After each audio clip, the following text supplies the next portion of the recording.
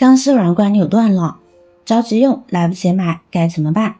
今天教大家简易方法将其连接在一起，接起来比新的还牢固。大家好，欢迎来到美食彩味，一起跟着视频看看具体的操作方法吧。在生活中遇到一些小烦恼呢是难免的，比如家中的水管扭断了，或者是被老鼠啃了，各种奇怪的情况，这个是个头疼的问题。但是我有一招，经过生活的经验和不断的尝试，总结出了一种简单而有效的方法，让你轻松应对钢丝软管扭断的情况。接下来我将与大家分享这个妙招。这种钢丝软管如果从根部这样断裂了，可以拿剪刀直接把它这样剪掉，再把它接起来，用剪刀去把它剪掉。它外面呢是一圈钢丝，里面是塑料软管。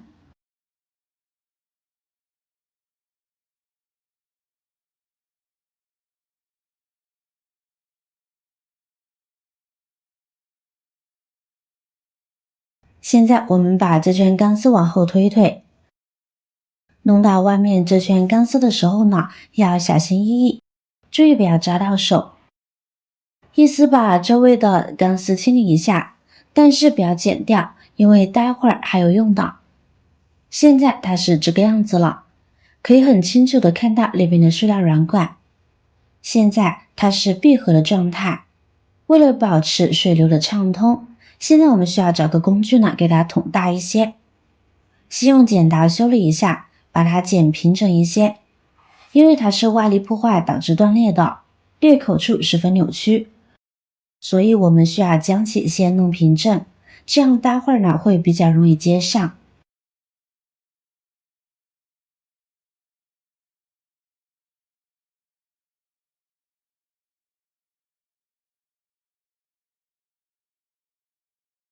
好了，这会儿呢，我们再用筷子或者是其他适合的工具来捅一下，尽量使它恢复原来的样子。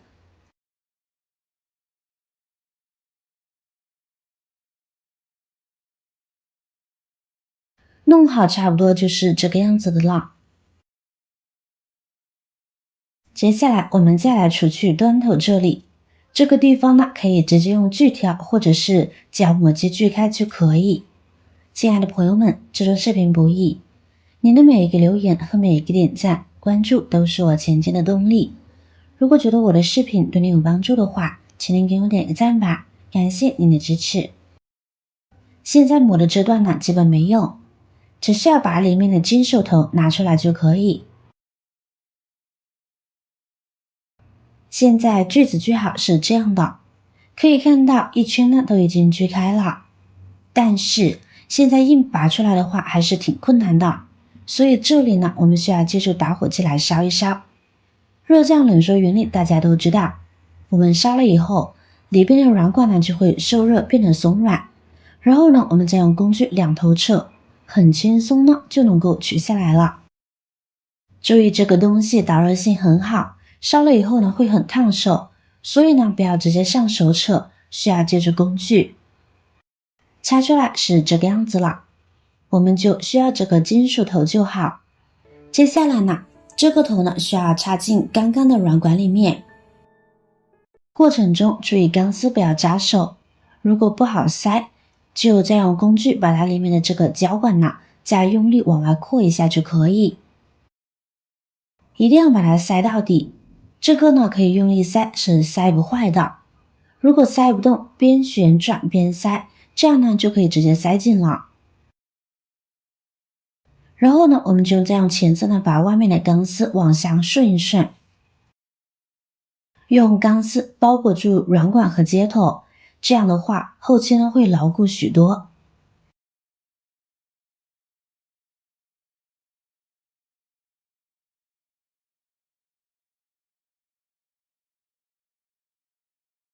然后再找来胶带，把接口这里缠绕一两圈。这种胶带不仅具有很强的粘性，没有专业胶带时，它非常适合这种水管修复的场景。这时大致的样子呢就差不多出来了。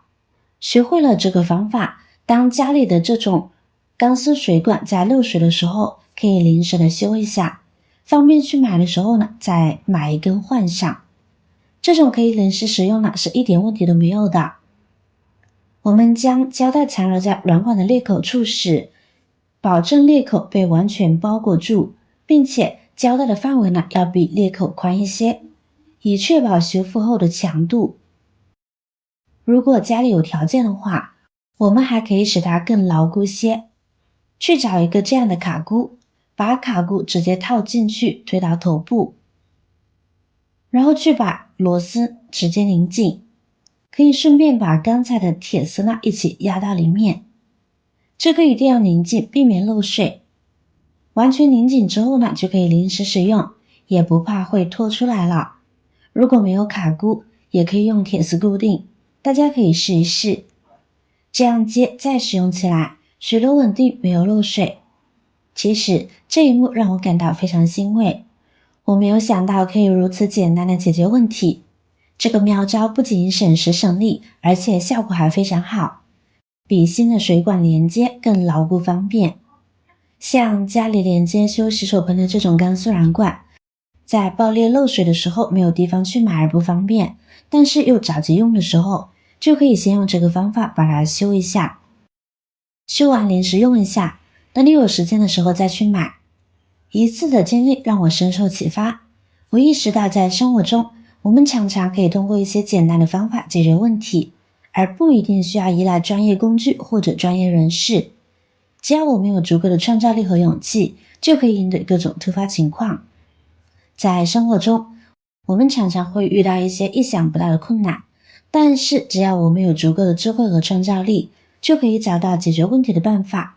无论是修理水管还是修理其他东西，只要我们愿意动手尝试，就能够克服困难，让生活变得更加美好。总之，钢丝软管扭断了不必惊慌失措，只要动动脑筋，用简单的方法就能够轻松化解。好啦，今天的视频内容就分享完了。如果您看了觉得今天的内容对您有帮助的话，记得点赞、转发、分享哦，希望可以帮助到更多的朋友。点击我的头像，还可以观看更多的精彩内容。每天呢都会更新不同的有趣的视频，记得关注哟。感谢您的支持，我是瑶瑶，我们下期再见啦。